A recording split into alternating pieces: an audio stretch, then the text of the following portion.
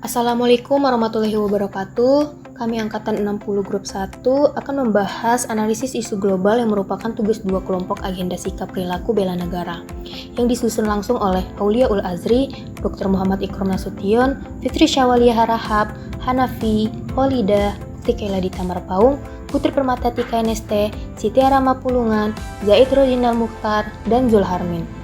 Analisis isu global. Analisis isu global itu merupakan proses memahami berbagai perkembangan, tantangan, dan dinamika yang terjadi di tingkat internasional yang dapat memberikan pengaruh terhadap kehidupan bermasyarakat, berbangsa, dan bernegara. Oleh karena itu, sebagai ASN, perlu memiliki kemampuan menganalisis isu global secara kritis, objektif, dan adaptif agar mampu memahami dampaknya terhadap kepentingan nasional serta mendukung terwujudnya ketahanan nasional dan pelayanan publik yang lebih responsif. Di sini kami akan membahas 3 isu global. Yang pertama adalah perubahan iklim dan bencana ekstrim. Perubahan iklim dan bencana ekstrim ini memicu meningkatnya frekuensi dan intensitas bencana ekstrim menjadi isu global yang berdampak pada lingkungan, sosial, ekonomi, dan ketahanan nasional sehingga perlu diantisipasi melalui kesiapsiagaan dan upaya mitigasi yang lebih berkelanjutan. Lebih dari 1,43 derajat Celcius, suhu rata-rata global melonjak drastis, di mana dekade terakhir ini resmi menjadi rekor terpanas dalam sejarah. 152% konsentrasi gas CO2 mencapai angka tertinggi, yaitu 423,9 ppm akibat emisi fosil yang tak terkendali. 11 cm kenaikan air laut naik signifikan dibanding era 1990-an. Hal ini mengancam wilayah pesisir. 4,5 triliun dolar kerugian ekonomi akibat ribuan bencana cuaca ekstrim global dalam 3 dekade terakhir merusak infrastruktur global. Disinformasi, hoaks, dan propaganda media sosial. Perkembangan teknologi digital dan media sosial ini telah mengubah cara masyarakat dalam memperoleh, memproduksi, dan menyebarkan informasi. Media sosial sendiri memberikan manfaat besar bagi komunikasi, pendidikan, pelayanan publik, ekonomi, dan demokrasi. Namun, ruang digital juga menjadi tempat berkembangnya disinformasi, hoax, propaganda, manipulasi informasi, dan konten berbasis kecerdasan AI. Isu ini telah berkembang dari sekedar persoalan komunikasi menjadi resiko sosial, politik, keamanan, dan ketahanan nasional. World Economic Forum WEF dalam Global Risks Report 2026 yang didasarkan pada pandangan lebih dari 1.300 ahli global menempatkan misinformasi dan disinformasi ini sebagai resiko global nomor 2 dalam perspektif 2 tahun ke depan. Peredaran narkoba jaringan internasional. Peredaran narkoba melalui jaringan internasional menjadi ancaman serius terhadap keamanan, kesehatan, serta ketahanan nasional karena melibatkan jaringan lintas negara yang semakin kompleks dan sulit diberantas. 80 kg konsumsi narkoba nasional per hari, di mana rata-rata 0,2 gram per pengguna. Kerugian ekonomi akibat kejahatan narkoba ini termasuk biaya rehabilitasi, penurunan produktivitas kerja, dan biaya penegakan hukum diperkirakan melampaui 84 triliun rupiah per tahunnya. Disinformasi, hoaks, dan propaganda media sosial merupakan core issue yang akan kami bahas.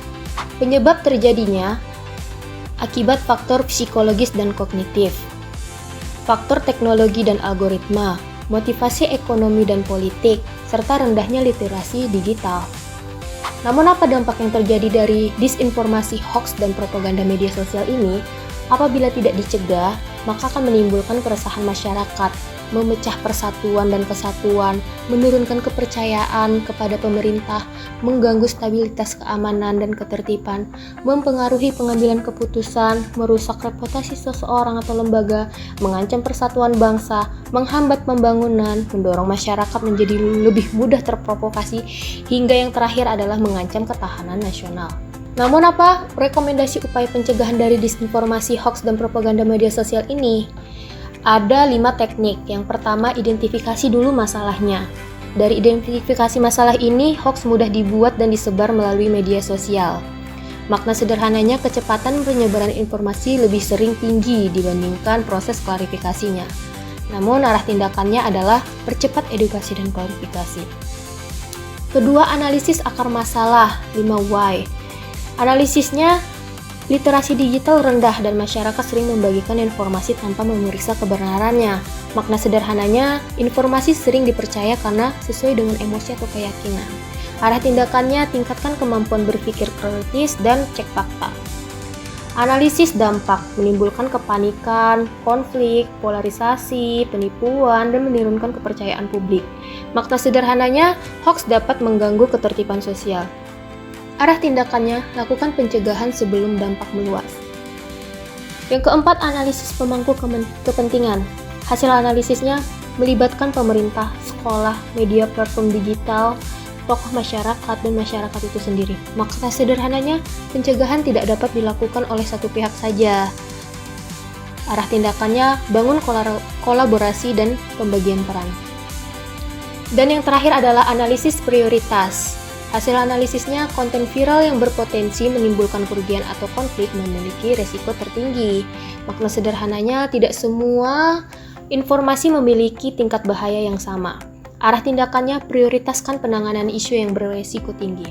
Peran utama kami dalam mengatasi disinformasi hoax dan propaganda media sosial ini sebagai pemutus rantai penyebaran atau firewall manusia. Dengan menerapkan prinsip saring sebelum sharing, hambatan terbesar hoax adalah pengguna yang memilih untuk tidak langsung membagikan konten emosional atau provokatif sebelum memverifikasinya. Yang kedua, pengecek mandiri atau fact checker harian. Membiasakan diri untuk memeriksa konteks sebelum percaya, dengan melihat tanggal berita, mencari sumber sekunder yang kredibel, dan tidak hanya membaca judul atau clickbaitnya saja.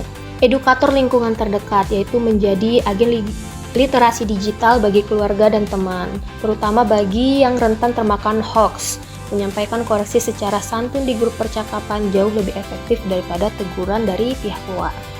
Yang keempat, sebagai pelapor konten bermasalah, memanfaatkan fitur laporan di platform media sosial saat menemukan manipulasi media. Dan yang terakhir adalah pengendali emosi kolektif. Pembuat propaganda sengaja memicu amarah atau ketakutan agar informasi cepat viral. Memilih untuk tetap tenang dan rasional membantu menjaga ruang digital tetap sehat. Cukup sekian hasil diskusi kami mengenai tugas dua kelompok, yaitu agenda sikap perilaku bela negara. Kurang lebihnya saya ucapkan maaf dan terima kasih. Assalamualaikum warahmatullahi wabarakatuh.